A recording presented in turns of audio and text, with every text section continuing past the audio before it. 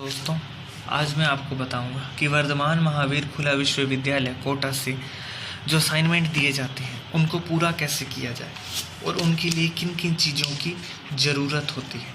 साथ ही साथ फाइल का पहला पेज कैसे बनाया जाता है। तो आइए शुरू करते हैं।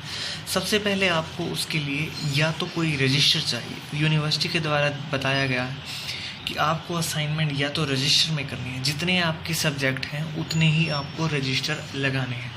या अगर आप फाइल बना रहे हैं तो आपको इस तरह के A4 साइज़ के पेपर चाहिए। आप चाहे तो क्लासमेट के ले सकते हैं या अलग अलग कंपनियों के द्वारा अलग अलग पेपर बनाए जाते हैं, जैसे अशोका है, ये राजेश है।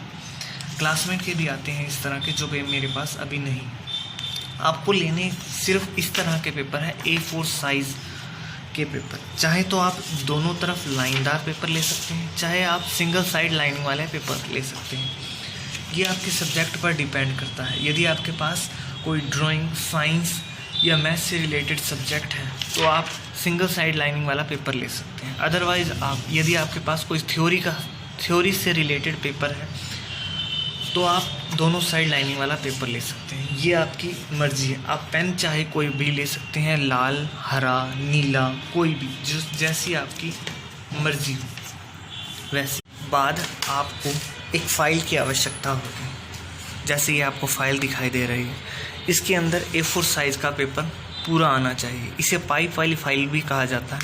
ये आपको मार्केट में आसानी से मिल जाएगी। लगभग 10 रुपये की एक फ़ाइल आती है। यदि आप इसका पूरा पैकेट लें तो लगभग 80 से 90 रुपए का आपको मिल जाएगा। मेरे पास यहाँ BLIS के 8 सब्जेक्ट होते हैं, तो मैं यहाँ 8 सब्जेक्ट के लिए 8 फाइल लेके आया हूँ। जैसे ये BLIS 1 है और ये BLIS 2 है, आप देख सकते हैं।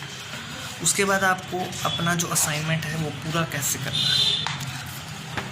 सबसे पहले तो आपको सब्जेक्ट का नाम लिखना है, BLIS 2, ये उसका नाम आ गया। उसके बाद आपको पार्ट बना के लिखने, जैसे ये A पार्ट है। A पार्ट के पहले जितने क्वेश्चन आपको करने हैं वो सारे कर लेने। जैसे ये वेरी शॉर्ट टाइप क्वेश्चन है, ये सारे कर लिए हैं। उसके बाद है शॉर्ट क्वेश्चन, ये है B पार्ट। उसका मैंने सबसे पहले तीसरा क्वेश्चन किया है। मुझे यहाँ 8 क्वेश्चन दिए गए थे, जिसमें से 3 या 4 क्वेश्चन करने थे। सबसे पहले मैंने तीसरा क्वेश्चन किया है, उसकी हेडिंग लिखी, उसके बाद उसका सारा आंसर लिख दिया। उसके बाद मैंने अगला क्वेश्चन किया, चौथा क्वेश्चन, उसकी हेडिंग लिखी और पूरा आंसर लिख दिया। जब ये B पार्ट पूरा हो गया उसके बाद मैंने C पार्ट लिखा, लॉन्ग आंसर क्वेश्चंस लिख दिए। इसमें मुझे 2 क्वेश्चन करने थे, मैंने दोनों क्वेश्चन कर दिए। क्वेश्चन का नंबर, सबसे पहले मैंने दूसरा क्वेश्चन किया इसलिए मैंने 2 नंबर यहाँ लिख दिया। दूसरे क्वेश्चन के बाद मैंने तीसरा क्वेश्चन किया और मैंने तीसरे क्वेश्चन का नंबर डाला, ये तीसरा क्वेश्चन, उसकी हेडिंग लिखी और पूरा आंसर लिख दिया। इसी तरह बिना किसी प्रकार की गलती किए आपको ये असाइनमेंट बनाना है। उसके बाद आपको क्या करना है, जब असाइनमेंट पूरे बन जाए उसके असाइनमेंट के क्वेश्चन पेपर के अंदर देखना है। आपको उसके अंदर एक पेपर दिया जाएगा इस तरह का, जिसमें यहाँ आपकी पूरी जानकारी लिखनी है। जैसे लिखा हुआ है, स्कॉलर संख्या, विद्यार्थी का नाम, पाठ्यक्रम का नाम, पत्र व्यवहार का पता, अध्ययन केंद्र का नाम, क्षेत्रीय केंद्र का नाम, कार्यक्रम कोड, पिता का नाम, जमा करवाने की दिनांक आदि। इस तरह आप इस सब को भर देंगे। जैसे ये मेरा नाम उत्तम सोनी मैंने भर दिया है, अपना स्कॉलर नंबर लिख दिया है, सब कुछ लिख दिया है। अब आपको ये एक पेज, उसमें से आपको एक पेज ही निकलेगा। आप चाहें तो इसकी फ़ोटोकॉपी करवा के 8 फाइल में या आपके जितने सब्जेक्ट हैं उन सब में फर्स्ट पेज अलग अलग लगा सकते हैं। अदरवाइज़ अगर आप नहीं लगाना चाहते तो दूसरा एक पेज लीजिए A4 साइज़ का, उसमें ये सब कुछ चीज़ें लिख दीजिए। चाहे तो हिंदी में लिखिए, चाहे इंग्लिश में लिखिए। जैसे स्कॉलर नंबर मैंने यहाँ लिख दिया है। उसके बाद programme code, student name, father name, course name, date of submission, postal address, study centre और रीजनल सेंटर। ये लिखने के बाद मैंने अंदर अपनी फ़ाइल लगा दी।